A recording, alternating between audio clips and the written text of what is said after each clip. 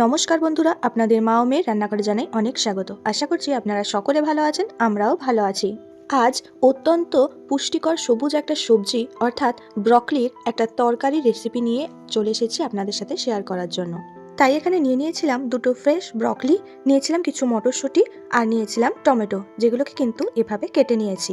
আর নিয়েছিলাম ধনেপাতা কুচি, শীতকালে যেটা ছাড়া তরকারি অসম্পূর্ণ। এরপর তরকারিটা করার জন্য প্রথমে কিন্তু এই ব্রকলিগুলোকে হালকা ভেজে নেব। ফুলকপি হলে কিন্তু অল্প ভাপিয়ে নিতাম, কিন্তু যেহেতু এটা ব্রকলি, যেহেতু এর পুরো অংশটাই পুষ্টিগুণ সমৃদ্ধ, সেই জন্য কিন্তু আর ভাপালাম না, ডাইরেক্ট এটাকে অল্প সাদা তেলের মধ্যে ভেজে নিচ্ছি। অবশ্যই প্রথমে খানিকক্ষণ ভেজে নিতে হবে, তারপর পরিমাণ মতো নুন আর হলুদ অ্যাড করতে হবে। প্রথমে যদি নুন দেওয়া হয় তাহলে কিন্তু ভাজাটা হবে না, জল বেরিয়ে যাবে, সেক্ষেত্রে ডাইরেক্ট সেদ্ধ হয়ে যাবে। কিন্তু প্রথমে ভেজে রান্নাটা করলে কিন্তু খেতে আরো সুন্দর লাগে। সুস্থ শরীরের জন্য ব্রকলির উপকারিতা অনস্বীকার্য। যেমন এটি রোগ প্রতিরোধ ক্ষমতা বৃদ্ধি করতে সাহায্য করে, এতে থাকা অ্যান্টিঅক্সিডেন্ট ক্যান্সারের ঝুঁকিও কমাতে সাহায্য করে, উচ্চ ফাইবারের কারণে পেট পরিষ্কার রাখে আর অন্ত্রের স্বাস্থ্যও ভালো রাখে। এর মধ্যে থাকা ক্যালসিয়াম আর ভিটামিন হাড়কে শক্ত করে।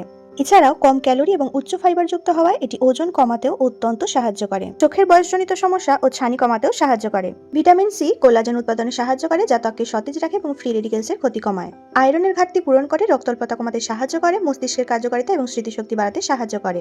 এতে থাকা পুষ্টি উপাদান শরীরের দুর্বলতা কমিয়ে শক্তি যোগায়। ব্রকলিগুলো ভাজা হয়ে গেলে তুলে রেখেছি। তারপর ওই কড়াইয়ের মধ্যে দিয়ে দিয়েছি অনেকটা পরিমাণে সর্ষের তেল, আর ফোড়নে দিয়েছি শুকনো লঙ্কা, তেজপাতা আর পাঁচফোড়ন। আলুগুলোকে অল্প সিদ্ধ করে নিয়েছিলাম। এরপর আলুগুলোই কিন্তু ফোড়নটা ভাজা হলে তার মধ্যে দিয়ে দিয়েছি, আর একে একে মশলা যেমন নুন, পরিমাণ মতো হলুদ গুঁড়ো, শুকনো লঙ্কার গুঁড়ো আর জিরের গুঁড়ো দিয়ে খানিকক্ষণ কষিয়ে নিয়েছি। তারপরে কিন্তু এখানে অ্যাড করে দিয়েছি টমেটো কুচিগুলো আর ব্রকলিগুলো। খানিকক্ষণ মশলার সাথে এভাবে নাড়াচাড়া করে কিন্তু কষিয়ে নিয়েছি। তারপর এখানে আমরা অ্যাড করে দিয়েছিলাম মটরশুঁটিগুলো, আর অল্প পরিমাণে জলও দিয়ে দিয়েছিলাম, আর টেস্টটা ব্যালেন্স করার জন্য দিয়ে দিয়েছিলাম পরিমাণ মতো চিনি।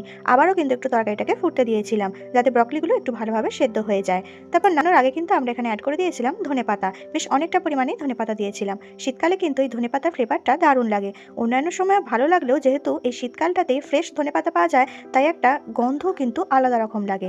আর নামানোর আগে কিন্তু আমরা এখানে দিয়ে দিয়েছিলাম সবজি মশলা। তারপর এটাকে ভালো করে নাড়াচাড়া করে নামিয়ে নিয়েছিলাম। আমাদের আজকের রেসিপি পুষ্টিগুণের সমৃদ্ধ ব্রকলি রেডি হয়ে গেছে। এই ব্রকলি সবজি হিসেবে রান্না করলেও ভালো হয়, বা স্যালাডে মিশিয়ে বা স্যুপে অন্যান্য খাবারের সাথেও আপনারা খেতে পারেন, তবে সিদ্ধ করে খেলে পুষ্টিগুণ বেশি থাকে। শীতকালে বাজারে সহজলভ্য হয়, নিয়মিত খাদ্য তালিকায় রাখলে উপকারিতা পাওয়া যায়।